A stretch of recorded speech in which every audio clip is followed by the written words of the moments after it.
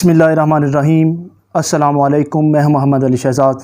दोस्तों, आज जिस हवाले से बात करना चाहता हूँ वह है लक़द कान लकुम फ़ी रसूलिल्लाहि उस्वतुन हसना कि रसूलुल्लाह सल्लल्लाहु अलैहि वसल्लम की जो ज़िंदगी है वो हमारे लिए नमूना है। हम आपको बाहसियत उस्ताद, बाहसियत सियासतदान, बाहसियत तबीब, बाहसियत मुसलिह, बाहसियत सिपा सलार, आपको जिस एंगल से भी देखा जाए आप एक मुकम्मल जो है वो शख्सियत हैं। आज हम रसूलुल्लाह सल्लल्लाहु अलैहि वसल्लम की जो है वो चंगी हिकमत अमली के हवाले से बात करेंगे। जब आपने ऐलान नबूवत किया तो अहले मक्का जो पहले आपको सादिक़ अमीन कहते थे, फिर उन्होंने आपको नाउज़ुबिल्लाह मजनू, आपको जो है आपके सहाब पर जुल्म करना शुरू कर दिए और आपको हुक्म हुआ कि महबूब आप मक्का को छोड़कर जो है वो मदीना में चले जाएं। आप मदीना में चले गए। याद रहे कि मक्का से मदीना का जो फासला है वो तकरीबन 350 किलोमीटर है। जब आप मदीना में गए तो जंग बदर भी मदीना में हुई, जंग ओहद भी मदीना में हुई और जंग खंदक भी मदीना में हुई। तो मुख्तसर कहने का मतलब ये हुआ कि मक्का वालों ने मदीना में जाकर चढ़ाई की। तो जब जंग बदर हुई तो जंग बदर में मुसलमानों की तादाद जो है वो बिल्कुल थोड़ी थी, 313, और दुश्मन की जो तादाद थी वो 1000 के करीब थी। मगर आपने इस अंदाज़ के साथ जो है वो सफ़ बंदी की कि दुश्मन की तादाद को खातर में ना लाते हुए दुश्मन को जो है वो शिकस्त दी, जिससे दुश्मन का काफ़ी नुकसान हुआ, जिसमें जो है वो 70 के करीब जो है वो कैदी हुए और 70 के करीब जो है वो उनके सरदार और बड़े बड़े लोग जो है वो मारे गए।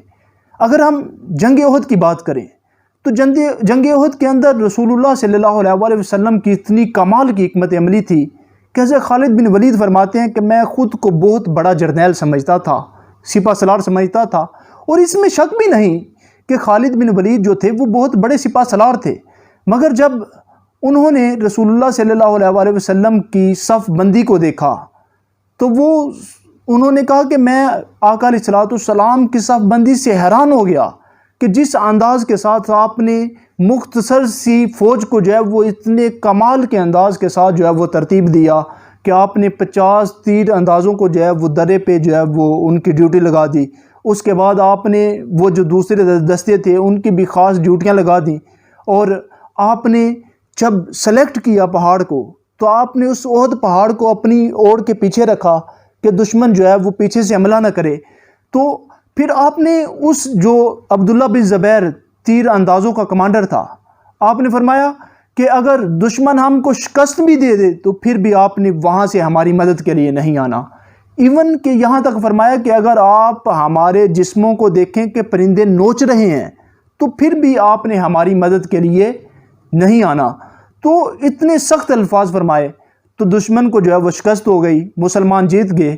तो जब माले गनीमत इकट्ठा करने के लिए आए और वो जो सहाबी थे उन्होंने आका अलैहिस्सलाम के हुक्म को जो है वो ना माना, तो इससे फिर क्या हुआ कि फ़तह जो है वो शिकस्त में बदलना शुरू हो गई। हज़रत खालिद बिन वलीद ने जो है वो पीछे से हमला किया। जब हमला किया तो उससे काफ़ी भारी नुकसान हुआ मुसलमानों को, जिससे जो है वो 70 के करीब मुसलमान शहीद भी हो गए, हज़रत हमज़ा भी शहीद हो गए, और इसके अलावा जब बहुत सारी तादाद में सहाबा कराम जो है वो ज़ख्मी भी हुए। इवन के रसूलुल्लाह सल्लल्लाहु अलैहि वसल्लम के भी दान जो है वो शहीद हो गए, और हज़रत उमर फ़ारूक, हज़रत अली, हज़रत अबू बकर सिद्दीक़ आपके साथ थे। तो आप आहिस्ता आहिस्ता जो है वो उस पहाड़ के ऊपर चढ़ गए। अबू सुफियान ने पूछा कि आप में जो है वो हज़रत अबू बकर सिद्दीक़ ज़िंदा हैं? तो रसूलुल्लाह सल्लल्लाहु अलैहि वसल्लम ने फरमाया खामोश रहें। उसने कहा कि हज़रत उमर फ़ारूक ज़िंदा हैं? तो आपने फरमाया खामोश रहें। फरमाया हज़रत अली ज़िंदा हैं? तो फिर भी खामोशी। फिर उसने कहा कि रसूलुल्लाह सल्लल्लाहु अलैहि वसल्लम ज़िंदा हैं?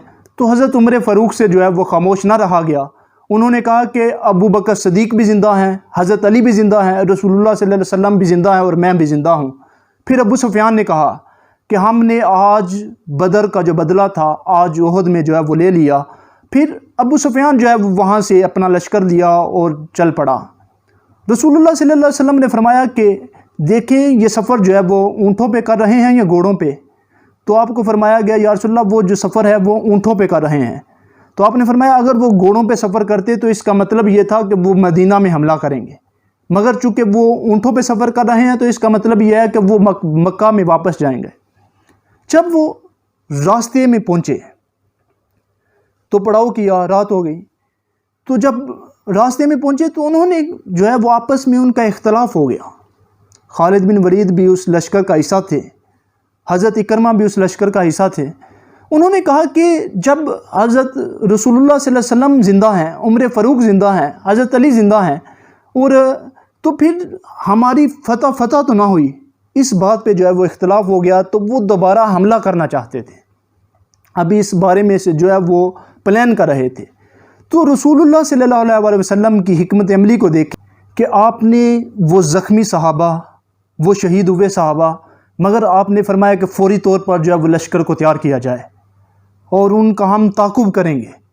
آپ نے لشکر کی جو ہے وہ تیاری کا حکم دے دیا۔ اس سے کیا ہوا کہ دشمن پر جو ہے وہ ایک نفسیاتی وار پڑا۔ نفسیاتی وار تھا یہ کہ جس سے دشمن کو پتہ چل گیا کہ وہ تو خود جو ہے وہ تیاری کر رہے ہیں۔ تو اس پر جو ہے وہ ابو سفیان اپنے لشکر کو لے کر جو ہے وہ مکہ میں چلا گیا۔ میں سمجھتا ہوں کہ جس انداز کے ساتھ آپ نے جنگ خندق کے اندر جو ہے وہ کمال بصارت کا اور فراست کا جو ہے وہ مظاہرہ کیا، آپ نے صحابہ سے مشاورت کی اور جو ہے وہ مدینہ کے گرد جو ہے وہ ایک خندق کھود دی۔ جب دشمن کو پتہ چلا تو دشمن حیران اور پریشان۔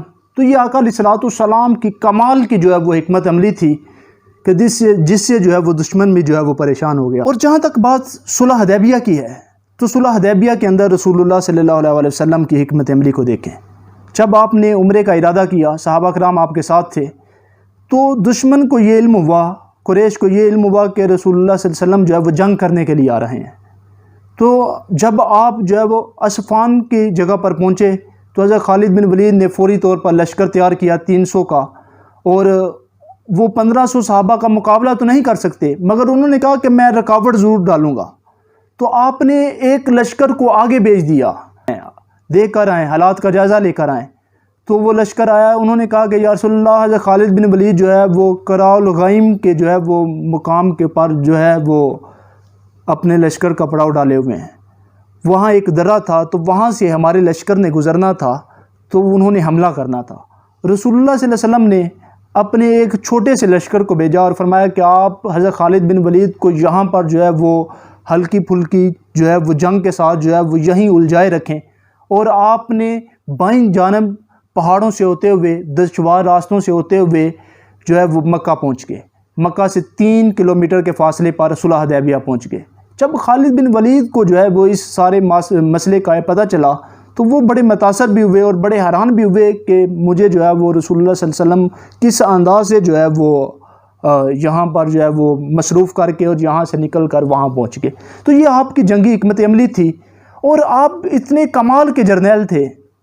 اور آپ نے فرمایا، حضرت ابو ہریرہ سے حدیث روایت ہے، آپ نے فرمایا نصرت بالرعب، میری رعب کے ساتھ جو ہے وہ مدد کی گئی۔ مطلب یہ کہ آپ 10-20 میل کے فاصلے پر بھی ہوتے تو دشمن پر جو ہے وہ ایک رعب، دبدبہ اور کپ کپی جو ہے وہ طاری ہو جاتی۔ یہی وجہ ہے کہ ایک دن جو ہے وہ آپ سو رہے تھے تو ایک دشمن جو ہے وہ ایک کافر جو ہے وہ آپ کے پاس آ گیا۔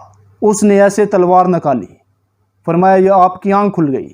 فرمایا یا رسول اللہ، آپ کو آج مجھ سے کون بچائے گا؟ تو آپ نے بے خوف ہو کر، نہ آپ کے چہرے پر جو ہے وہ گھبراہٹ، آپ نے فرمایا میرا اللہ۔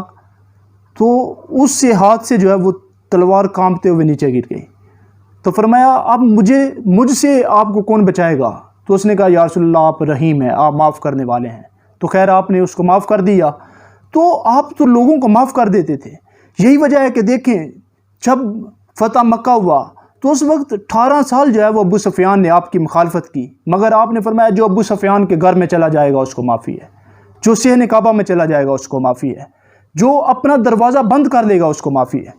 بلکہ آپ کا تو اعلان ہوتا تھا جب بھی آپ کسی جرنیل کو بھیجتے یا خود جنگ پر جاتے تو آپ فرماتے کہ بوڑھوں کو قتل نہیں کرنا، بچوں کو قتل نہیں کرنا، عورتوں کو قتل نہیں کرنا، ان کی عبادت گاہوں کو پسمار نہیں کرنا، ان کے جو ہے وہ درختوں کو ضائع نہیں کرنا، فصلوں کو ضائع نہیں کرنا، تو جو جنگ میں بھاگ جائے اس کو کچھ نہیں کہنا۔ تو آپ نے لوگوں کو جو ہے، آپ نے دنیا کے سپہ سالاروں کو جو ہے وہ کچھ رول دیے، اصول دیے، بتایا کہ اگر آپ کسی سے جنگ بھی کرتے ہو تو وہ بھی جو ہے وہ اصولوں کی بنیاد پر جو ہے وہ کی جائے، جنگ بھی کی جائے تو وہ بھی اصولوں کی بنیاد پر کی جائے۔ تو یہ آقا علیہ الصلوۃ والسلام کی جنگی فہم و فراست تھی کہ جس کا نتیجہ یہ ہوا کہ جس ریاست کی بنیاد آپ نے رکھی 10 سالوں کے اندر وہ ریاست جو ہے وہ 22 لاکھ مربع میل پہ جو ہے وہ مسلمانوں کی حکومت ہوئی۔ تو میں سمجھتا ہوں کہ آج کل بھی جتنے بھی جرنیل ہیں، خالد بن ولید، عمر بن العاص، ٹیپو سلطان، صلاح الدین ایوبی، محمد بن قاسم، جتنے بھی اسلامک جرنیل ہیں، وہ آقا علیہ الصلوۃ والسلام کی خیرات کا ہی صدقہ تھا کہ جس کی وجہ سے وہ دنیا میں نمایاں ہیں۔ اللہ رب العزت ہمیں کوئی ایسا جرنیل پھر دے جس سے مسلمانوں کی شناخت ہو۔ والسلام علیکم ورحمۃ اللہ۔